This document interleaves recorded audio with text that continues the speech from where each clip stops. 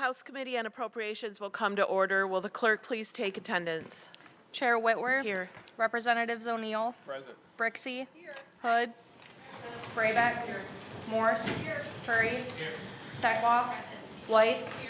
Martis. McKinney. Here. Menser. Morgan. Price. Skaggs. Here on Zoom. Skaggs. Here. Snyder. Here. Wilson. Leitner. Here. Bowman. Here. Green. Present. Slaw. Here. Beeson. Here. Borton. Here. Fink. Cabot. Here. DeBoer. Here. Kuhn. Here. Schutte. Here. Steele. Here. Madam Chair, you have 27 members present. You do have a quorum. Thank you. Representative Leitner moves to excuse absent members. Without objection, the absent members will be excused from today's meeting. Representative Menser moves to approve the minutes from the February 14th meeting. There being no objection, the minutes are approved. Today we'll start by taking testimony on Senate Bills 350 and 555 pertaining to promise zones. We have both sponsors here today, so to get us started with an overview of the bills. For Chair Anthony's office, we have Remy Gelderus, and Senator Bayer is also here. Following the sponsor's testimony, I'll invite the other guests affiliated with the Michigan Promise Zones and Michigan College Access Network to provide their thoughts. Please go ahead whenever you're ready.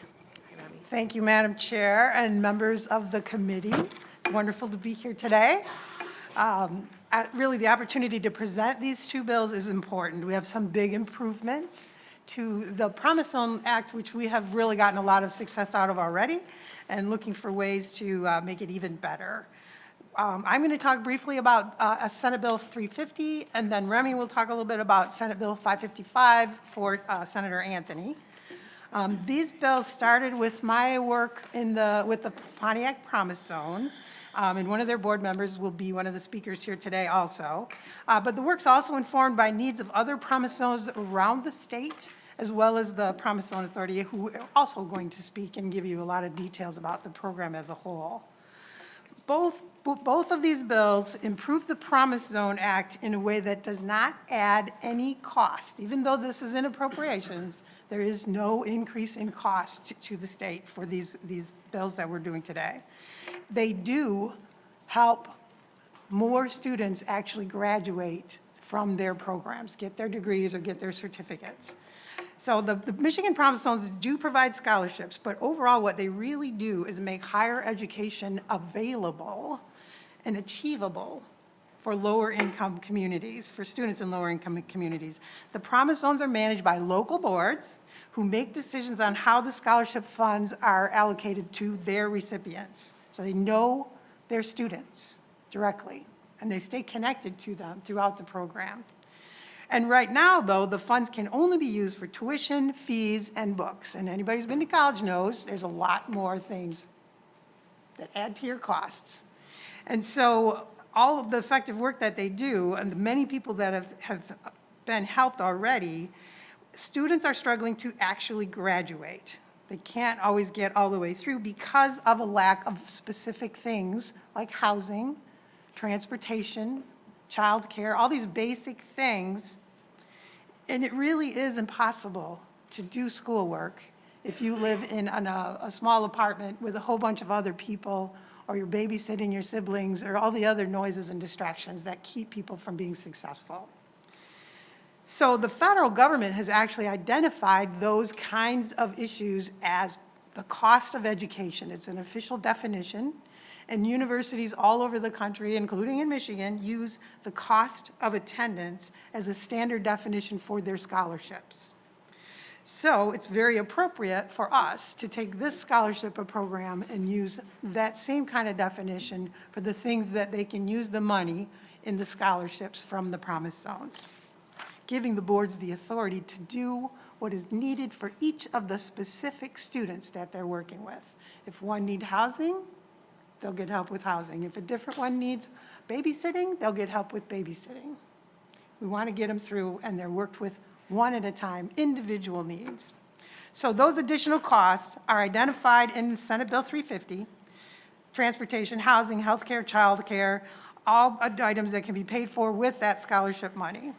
The local board will have more tools to use at their discretion to do everything possible to help students graduate and get them on their way to higher incomes and career success. This bill will give students from low-income communities the same opportunity to succeed as students everywhere else in Michigan, getting the same categories of financial assistance as those students coming from all different communities and making their success possible. Thank you. I'd like to introduce Remy now. We'll speak to Sarah Anthony's bill. Thank you, Senator Bear. Really appreciate it. Thanks, Chair Whitwer and members of the committee for allowing me to come and speak today. Remy Gelderloos here, Deputy Chief of Staff for Senator Sarah Anthony, sponsor of Senate Bill 555. And she does send her apologies that she could not be here with you all today. But I first really did want to thank Senator Bear, her team, and all the stakeholders that you will hear from this morning for their efforts on Senate Bills 350 and 555. We know how beneficial our promise zones are throughout the state for all of our students. From places like Muskegon, Lansing, Baldwin, and even Detroit. We've heard countless success stories, and we have provided pathways for students to attain those degrees or certificates. But it's important that Senator Bear mentioned that we continue to meet the needs of our students and their families and build upon the ongoing success. So Senate Bill 555 in particular works to modernize our promise zones by addressing three main pieces.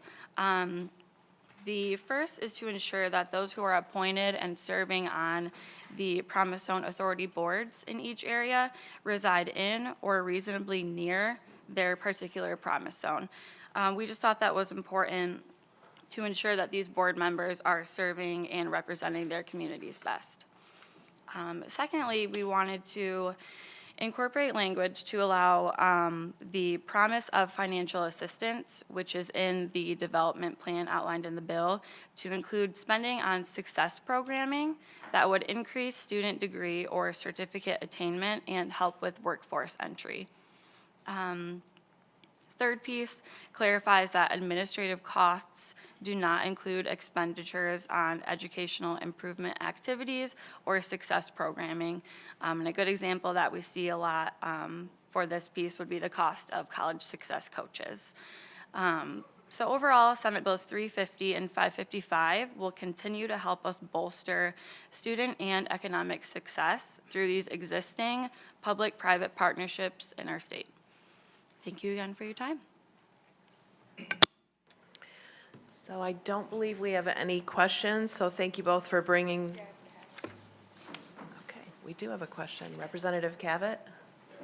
Thank you, Madam Chair. Thank you for your testimony today. I see that there's only allowed to have 15 promise zones around the state of Michigan, and I see that 13 are already established, but there's nothing in northern Michigan, nothing knuckles north. So how would our northern kids take advantage of this?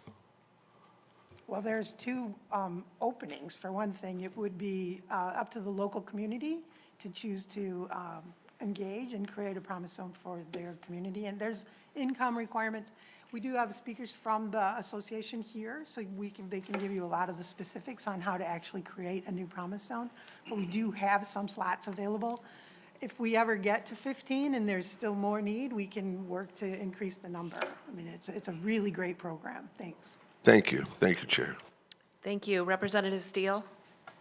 Thank you. I just was hoping to maybe have some more like measurable results, like how many students actually utilize this, how long that are they on the program, what is their graduation rate, are they getting jobs, are they going on to further education? I really only see out of 13 promise zones 2 pieces of paper for measurable results, which don't have any of those statistics. So I was hoping to have something like that to be able to say, yes, you say it's working, but what are the results of that, these programs? Yeah. We can get you that. I think you'll hear some of that here from the other speakers. But if you wanted us to send something out in paper, I'm sure we can get you some more details on that. It just would be nice to see that prior to voting to make sure that it actually is successful. Yeah. It is successful. There's a lot of data and stories about the success, and Thank this you. will only improve the programming as well. Representative Beeson? Thank you, Chair. Thank you for being here. Listen, I like this, except for the reasonable proximity.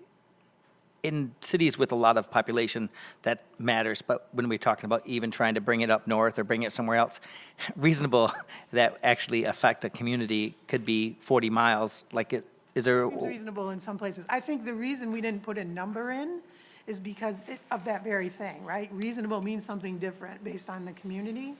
It actually is in alignment really well with the way the Promise Zone system is put together. It is about your community and what does your community need.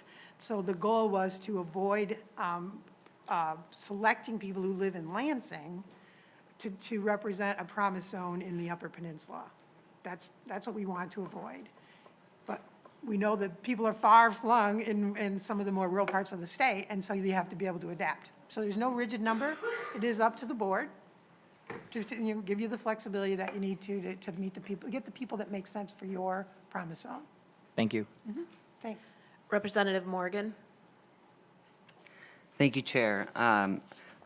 One question, but before that, I just want to add that when I taught at Washtenaw Community College, I saw a lot of students who struggled, not because of the cost of tuition, but because of the increased cost of everything associated with going to school.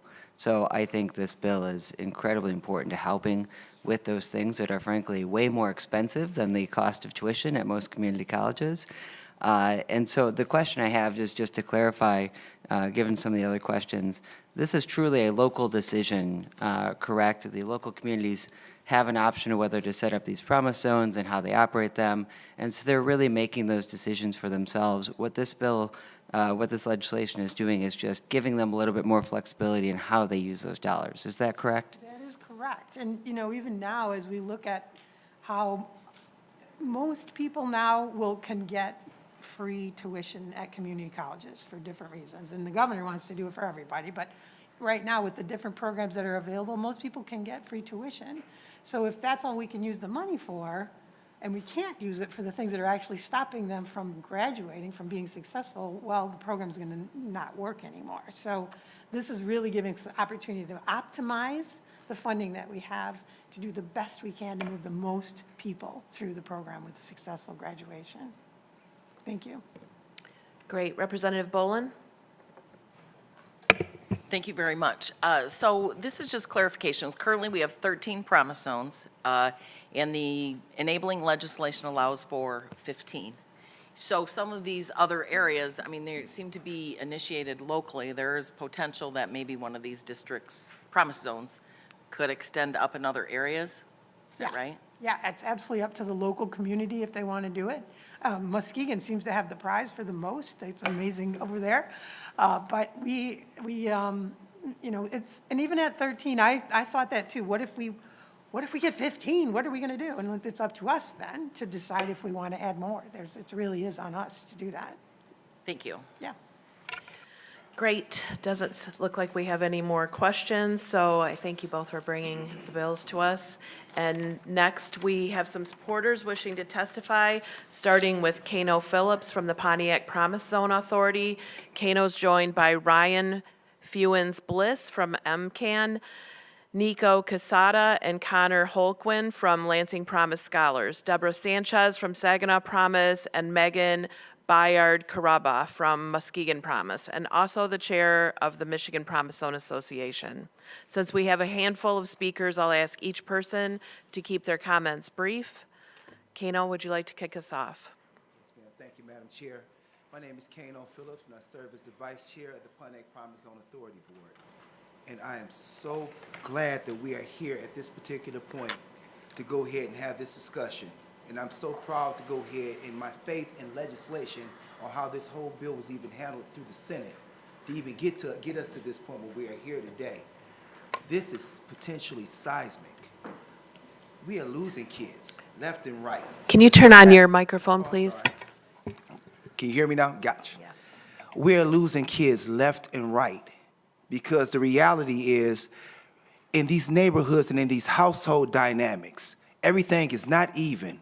there's some of these kids that are coming through different dynamics where it makes it virtually impossible to go ahead and focus on the educational process to become successful in this particular world. And so that's what this power, the power that we're talking about right here, is going to go ahead and give us the potential to go ahead and make an astronomical change in the lives of these kids. A lot of these kids can't go ahead, they can't pick their parents. They can't pick the households or the families that they've been brought up in. But that's why this conversation is so important. That's why you have all these different particular promise zones sitting at this table today, because it affects every area within the state of Michigan. I'm on the east side of the state. We got Lansing here representing Central, and then we got Muskegon representing the west side. And this is a common conversation when I talk to the Flint Promise, when we talk to people from Detroit Promise, Benton Harbor, when we go all the way across the spectrum. This is why this is important, because ultimately what this bill is going to go ahead and allow us to do, you have kids that got to get out of those homes, because if they stay inside those homes, they're right next to they're in their neighborhoods. And ultimately, if you're sitting over here, if mama's got you in here, had to go ahead and focus on taking care of their 4- and 6-year-old siblings and not worried about the educational component of what you're supposed to be focusing on to go ahead and get your degree, you're going to go ahead and find yourself behind the 8-ball. And behind the 8-ball in a city or a dynamic like that means you're going to potentially go ahead and eventually drop out of school, or you're going to flunk out of school. And once you get to that point, the only thing you're going to do is start going to things that are familiar to you, which is what's happening in the neighborhoods. And some of the neighborhoods these kids are coming from, it's like helter-skelter. And we can't afford to go ahead and do that. And that's why I'm humbly asking you to please consider the power that you will by just changing. It's not asking for any money to come out of the state budget. The money is already there. Please allow us the opportunity to give these kids every chance that they can possibly muster up to become successful. Because ultimately, we got to get those kids out those households. They need to be inside those dorms. And what happens before I pass this on to you? These kids who have done everything in the classroom right to go ahead and be able to get scholarships, the Blue Guarantee scholarships, the Wade McCree's of the world, to carry the academic load. When it comes down to the room and board piece, we can't even pass it on to them because, these kids, we can't even do nothing but cover their books. That's criminal. This bill will give us the opportunity to go ahead and give them a full suite of services that they're going to need to go ahead and be able to cover education as a whole. And I ask that you please consider that skilled trades, specialty schools, as well as 2- and 4-year institution. As Senator Bear stated, 2 years for the most part is covered. But we got to get kids into the practice of getting them through school. Not getting them to school, but getting them to and through so they can graduate. Thank you. Thank you. Good morning, Chair Whitwer and Vice Chairs O'Neill, Leitner, and members of the House Appropriations Committee. It's great to be here with you. Thanks for the opportunity to testify in support of Senate Bills 350 and 555. I'm Ryan Fewens-Bliss, Executive Director of Michigan College Access Network, or MCAN as we're known. We're a statewide nonprofit organization headquartered just up the street, working to get more students into and through college. This is all in support of the state's 60 by 30 goal. We prioritize students of color, first-generation college-going students, and low-income students who face significant systemic barriers, as you just heard from my friend here on my left, to college enrollment, persistence, and completion as the pathways to that goal.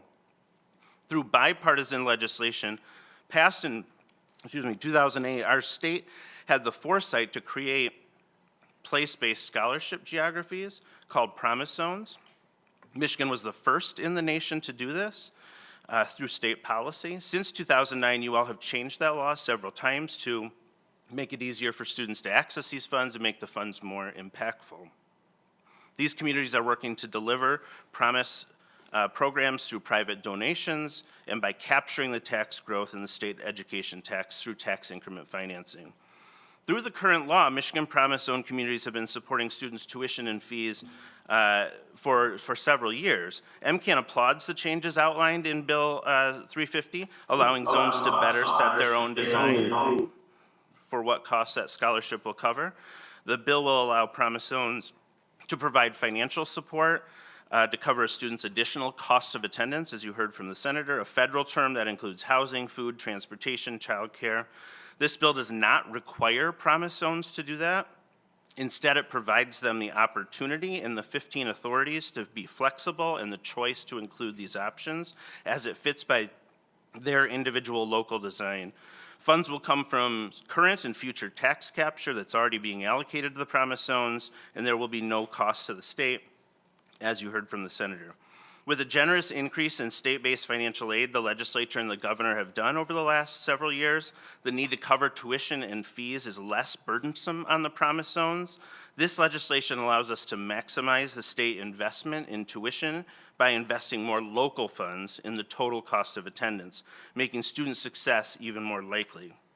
Representative Steele, this will help the impact you asked about. The impact is great now. This will really help that, and we'll get you some of that data as well. It's clear that covering a student's tuition costs are not enough to get them across the graduation stage. Recent research tells us that 42% of community college students indicated that they had been food insecure in the last 30 days. 46% reported experiencing housing insecurity in the last year, and 30% were parents themselves, with childcare as a large cost. We know that full-time community college students spend almost $2,000 a year on transportation. College enrollment is not enough to get the additional certificates and degrees Michigan's economy needs. College completion is the real goal. The Promise Zone philosophy is simple: invest local taxes on local students to attend local colleges and meet the talent of local employers and bolster the local and state economy. The Promise Zone legislation was good policy when your predecessors created it. It will be great policy with these changes. MCAN also supports Senate Bill 555, sponsored by Senator Anthony. I think you'll agree that the language is straightforward and the bill is common sense. We want local leaders who have a vested interest as well as applicable experience to govern these Promise Zone authorities. Representative Cavett, the two of the new designations, there is an application from Eastern Upper Peninsula ISD in the mix right now, so that we'll have some up north folks. As an up north boy myself, I have that same concern. We would love to talk to you when you're ready about having more Promise Zones across the state. Thank you. Thank you.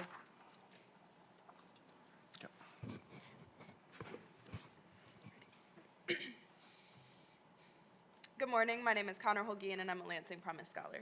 Thank you to the House Appropriations Committee and Representative Whitmer and Representative O'Neill for inviting us to participate in this exciting process. I'm here today to testify in support of Senate Bill 350 because I believe expanding the definition of qualified educational expenses is critical to helping students like myself excel further and achieve excellence in our post-secondary education and beyond. I've applied my passions for community engagement to studying social relations and policy in the James Madison College at Michigan State University. I hope to continue my education with a graduate degree in public policy and plan to dedicate my career to social equity, inclusivity, and community well-being. Currently, I'm taking 15 credits to fulfill these goals, all while working 3 part-time jobs to pay my living expenses. Sadly, my classes sometimes suffer because of this. To give you an idea of the real numbers, I pay $600 in rent per month and utilities and $225 in car insurance per month. Getting financial help to even help with some of this $825 would allow me to focus more on my classes and engage on campus. Right now, Promise dollars certainly help eliminate the barriers to education, but without extra support like the ones in Senate Bill 350, students are often left alone to make other ends meet. I'm confident that every one of us here shares a desire to make a tangible difference in people's lives, which is why I encourage you to vote yes on this important bill. Thank you for your time and support. Thank you. Hi, everyone. My name is Nico Casada, and I am also a Lansing Promise Scholar. I want to thank the House Appropriations Committee and Representatives Whitwer and O'Neill for inviting us to testify today in support of Senate Bill 350. I currently attend Lansing Community College and am studying psychology. My goal is to go on to Michigan State University and earn a Master of Social Work and to eventually make a difference in the lives of students just like me. As a scholar who commutes to my classes, I think it would be very beneficial to expand what Promise scholarships cover to things like transportation costs. Right now, I'm very lucky to only have to pay for gas to get to campus, but to be honest, sometimes I do have to scrape up gas money. When things are tight, it would make a big difference to me if I didn't have to worry about whether I could even make it to class that day because I didn't have enough money. Being a college student is stressful enough, and I think helping Promise Scholars like me with things like transportation or housing would not only make it easier to earn our degrees, but to actually stay in college. When we aren't as stressed about money, it means we can focus on our goals and who we want to be and what we want to do in the world. And as a future social worker, I think when college students have less anxiety and barriers, we'll see happier, healthier people who are ready to make a difference in their communities. I hope that you'll vote yes on Senate Bill 350. Thank you again for the chance to speak today, and thank you for believing in Promise Scholars. Thank you. Good morning, Chair Whitmer, Vice Chair O'Neill, and members of the Appropriation Committee. Thank you for the opportunity to testify in support of Senate Bills 350 and 555. I'm Deborah Sanchez, Director of the Saginaw Promise.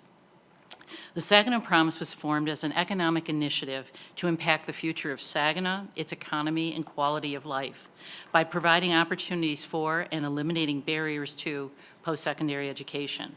The Saginaw Promise believes in the power of post-secondary education to be a change agent.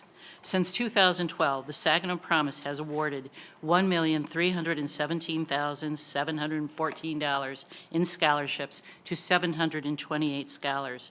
During this time, high school graduation rates have increased, dropout rates have decreased, FAFSA completion has grown, and scholars are earning program certificates and degrees.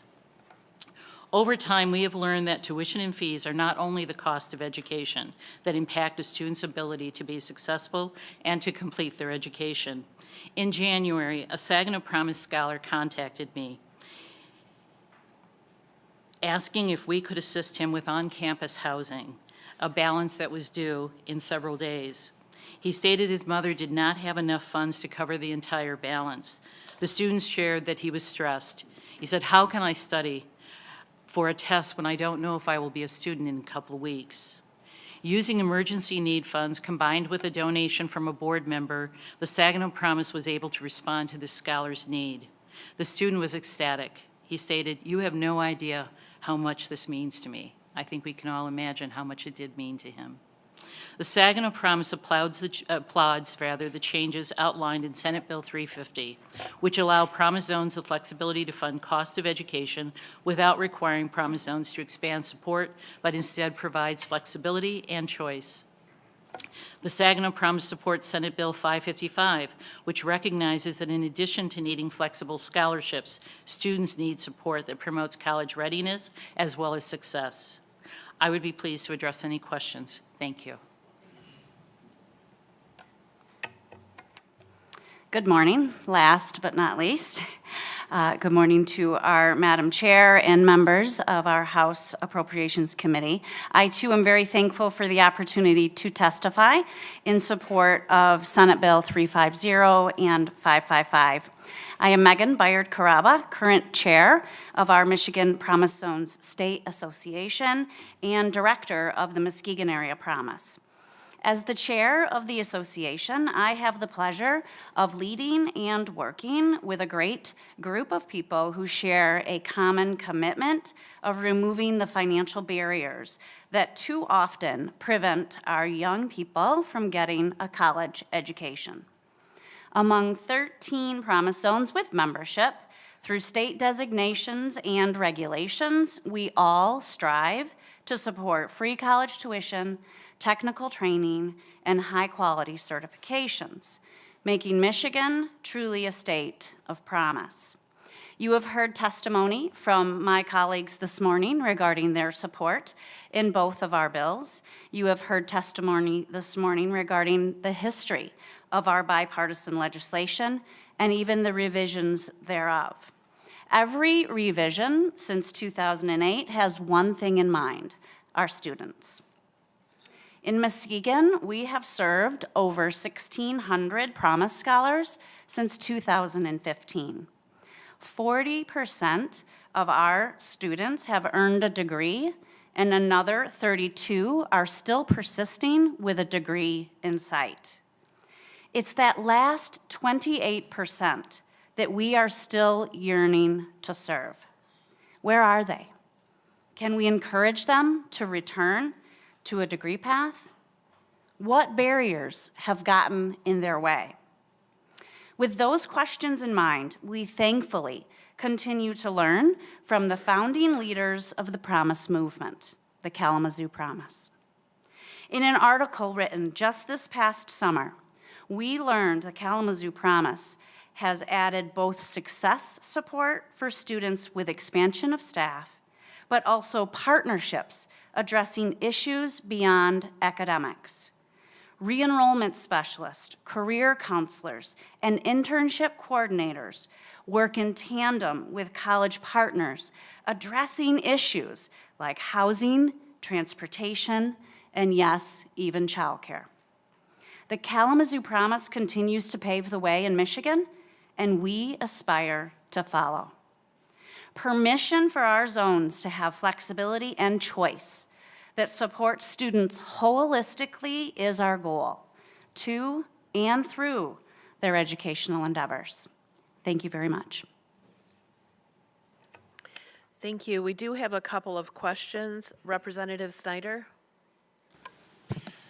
Thank you, Madam Chair. Good morning, everybody, and it's always great to have a constituent here from Muskegon.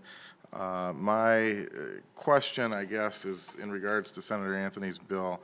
I guess, is it common practice to have folks serving on these boards that are not living or from the community? I mean, just kind of curious about that aspect of this. Kano might be able to speak to this as well. We have had zones in the state of Michigan that have had appointees that are not from within the zone directly. So is it common? Perhaps not. Is it understandable that we would want representatives from our zone? Absolutely.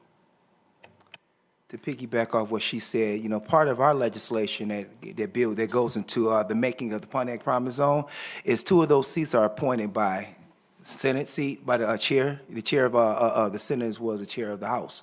And so it's usually those 2 seats where they end up putting somebody on the board that is from a little bit beyond the barriers of or the walls of where we would idealistically like them because of, you know, various political dynamics. But that's typically what it is. But from a board standpoint, we usually try to find some people that's centralized around our area to go and have them serve. Thank you. Did I answer your question, Rep. Simon? Representative Fink? Thank you. This is just a general thing that I sometimes think I'm a little bit of a voice crying in wilderness on. So I'm just interested in your reaction to this issue. I have a concern about credentialism, and that when we make a degree or even a certificate the object that we're pursuing in education, rather than skills or functions or even just the betterment of the person, that we wind up compounding a problem that I think we have, which is like, you know, people finding it harder to get a degree or a job without a certain level of certification or degree, even if they actually possess the skills that are necessary to do the job, because we've begun to hold up this piece of paper as the thing that signifies the value of that person as an employee, rather than what the person is actually capable of doing. So I wonder if you have any reaction to my concern that that the proposals here don't help us address this problem I have of credentialism. Thanks, Representative Fink. I think we point to our friends in the business community, local economic developers. They're the folks who guide what the hiring looks like, and they are telling us without any doubt that people need a credential, certificate, or a degree. They're also saying they need soft skills. They need other skills as well, and colleges are trying to shift to be able to provide more of that in their programs, but we are guided in what we provide by what the business community is demanding of us.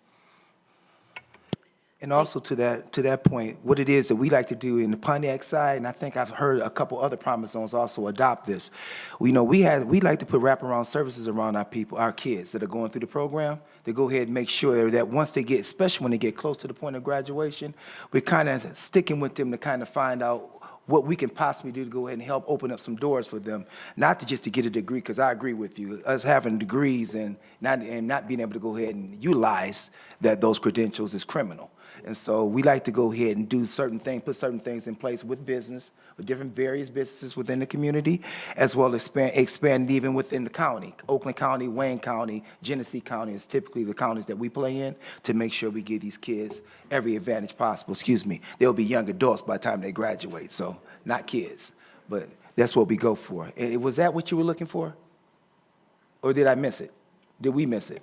What did you two say? I still haven't found what I'm looking for. I mean, you're right. Like, the business community is really the person, they're the people to whom I should perhaps be kind of asserting this. But what I worry about is that by looking at things like, is a person working towards a degree or a certificate rather than is the person gaining the skills that are necessary to be to be competitive in the marketplace, absent what I identify as like often an artificial or even a lazy demand by businesses that they have a piece of paper.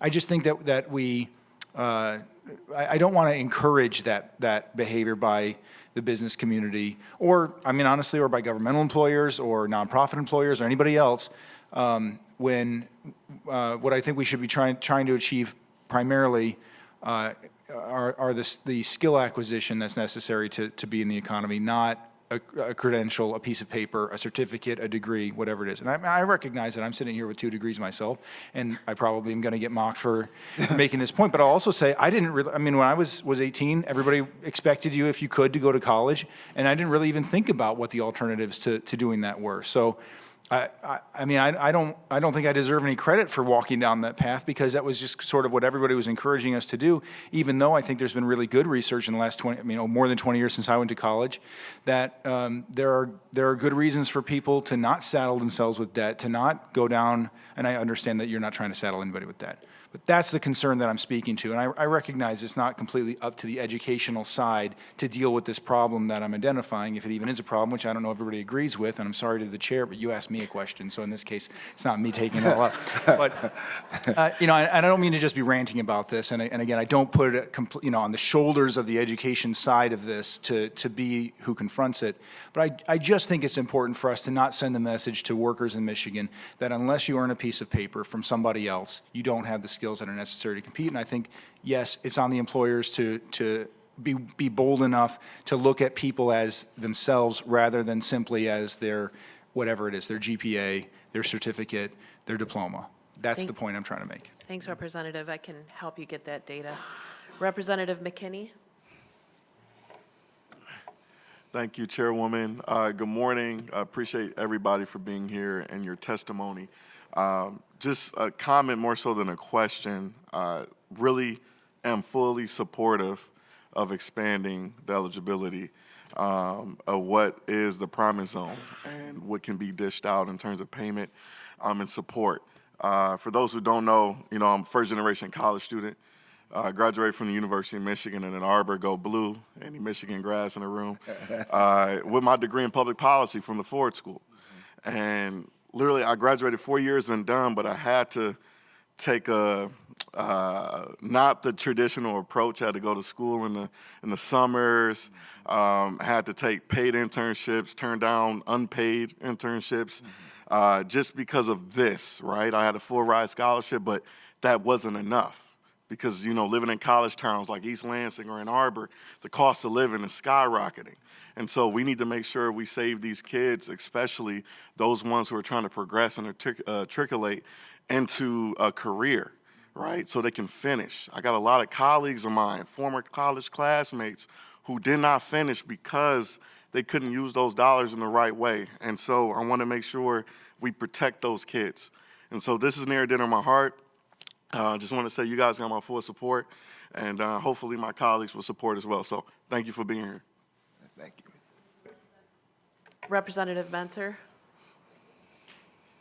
Thank you, Chair. I have heard several of you say to get kids through college, and we're primarily talking about young black men. My Optimist Club took a Mount Clemens High School kid who had a full athletic scholarship, but he also had a full academic scholarship. We got him everything that he could possibly need: towels and sheets and pillowcases and food cards and gas cards and everything that he could use to get through college. But what we failed in is the emotional support. He got to an environment that was nothing like anything he had ever experienced before, and got up to college and floundered and failed and dropped out. So giving them the tools for housing and transportation and childcare, to me, is really not enough. They need some kind of emotional support, some place that they can go to ask questions about what happens, what could happen, what they should be doing, what they're and explain what they're experiencing. So I am, as Representative McKinney said, I am fully in support of these bills. But I see an area that we're missing for these young students. Thank you, Representative. And our last question or comment will come from, we have to really move on, so is from Representative Steckloff. Thank you, Chair Whitwer. Just want to provide a quick clarification if I can. These are not made-up numbers. It's not like an unlimited amount of money that these students are eligible for. When you do financial aid, there is the cost for tuition and fees, which is one bucket, and then there is a specific bucket for cost of attendance. So whether you're living on campus or off campus, that dollar amount will change and fluctuate. So let's say it's $10,000 for tuition and fees, you're looking at about another $8,000 a year for your cost of attendance.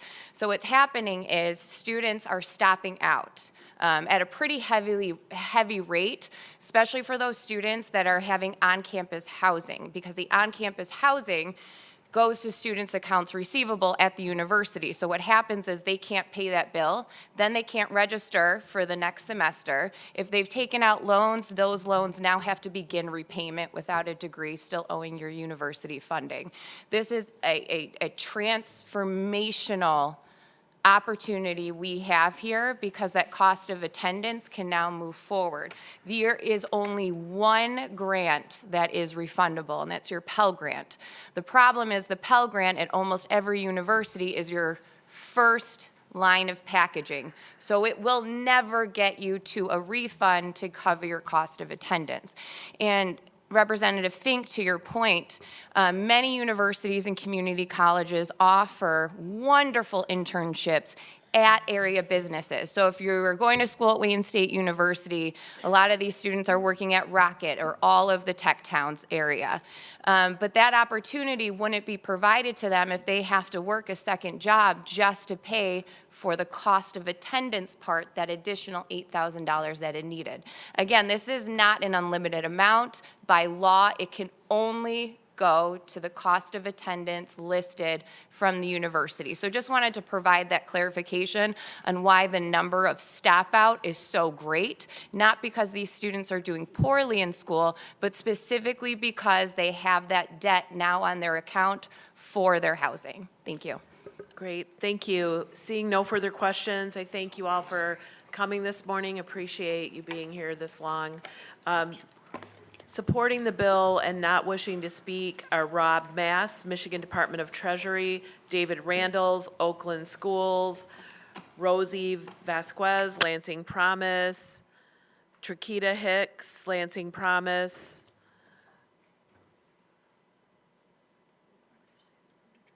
Detroit Chamber of Commerce, Jade Scott, Detroit Promise, Musa, sorry, I can't read your writing, Hazel Park Promise, Monica Martinez, Michigan Community College Association, Brian Stope from Detroit Chamber, Stephanie Simas from Grand Rapids Community College, and Newaygo County Area Promise Zone. Thank you all. So now we'll shift gears and take up House Bill 4938, sponsored by Representative Morgan. Before we hear testimony from Michigan State Police and DTMB, I understand there is a substitute we'll be adopting that should have been shared with members. Representative Morgan moves to adopt substitute H1 to House Bill 4938. Will the clerk please call the roll? On the motion to adopt the H1 substitute, Chair Whitwer. Yes. Representatives O'Neill. Yes. Brixey. Hood. Yes. Braybeck. Morris. Yes. Hurry. Yes. Steckloff. Yes. Weiss. Yes. Martis. Yes. McKinney. Yes. Menser. Yes. Morgan. Yes. Price. Skaggs. Yes. Snyder. Yes. Wilson. Yes. Leitner. Yes. Bolin. Yes. Green. Yes. Slaw. Yes. Beeson. Yes. Borton. Yes. Fink. Cavett. Yes. DeBoer. Yes. Kuhn. Yes. Shudi. Steele. Madam Chair, you have 28 yeas, 0 nays, 0 pass. The H1 is adopted. Thank you. I'll invite First Lieutenant Nicole McGee from Michigan State Police and Dave Arking and Caleb Booth from DTMB to get us up to speed on each department's interest in the property conveyance bill. You can go ahead and get started whenever you're ready. All right, thank you, Chair Whitwer and members of the committee. I know we're pressed for time, so we'll give a brief overview, and if anybody has any questions now or even afterwards, feel free to reach out to us, and we'll be happy to clarify. I'm Caleb Booth. I'm the Chief Deputy Director for the Department of Technology Management and Budget, and I'm joined here today by Nicole McGee from the Michigan State Police and David Arking with our DTMB real estate team. We have, like I said, a very brief overview, and I'm just going to turn it right over to Dave Arking to give the basics of why we were asking for this, and I want to thank Rep. Morgan for sponsoring this bill. Madam Chair, members of the committee, Dave Arking, DTMB Real Estate Division, delighted to give you a brief overview of the substitute for House HB 4938.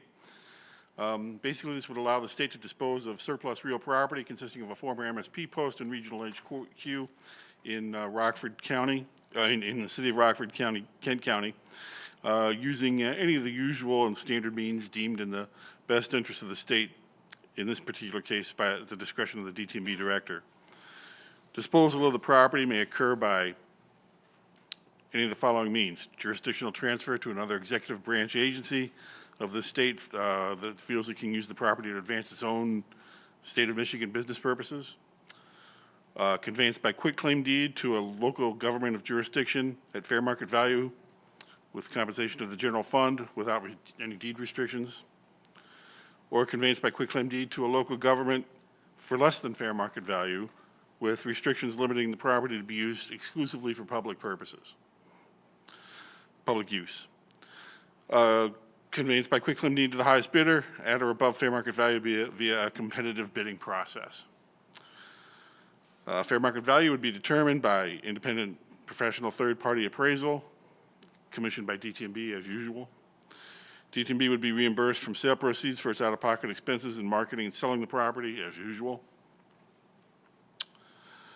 Disposing of the property via this bill would immediately relieve the state of its current ownership liability and maintenance obligations for the surplus property. And in conclusion, as frequent observers of these processes may easily concur, HB 4938 offers conventional, common, and time-tested practices for disposing of state surplus real property. Are there any questions? We'll wait till everyone's done Very good. testifying. Thank you, Madam Chair. I don't have much to add. The state police is no longer occupying the property, and we support the bill. Okay, thank you. Are there any questions? It doesn't look like we have any questions, so thank you all for being here. Having no further business today before the committee, the House Appropriations Committee stands adjourned.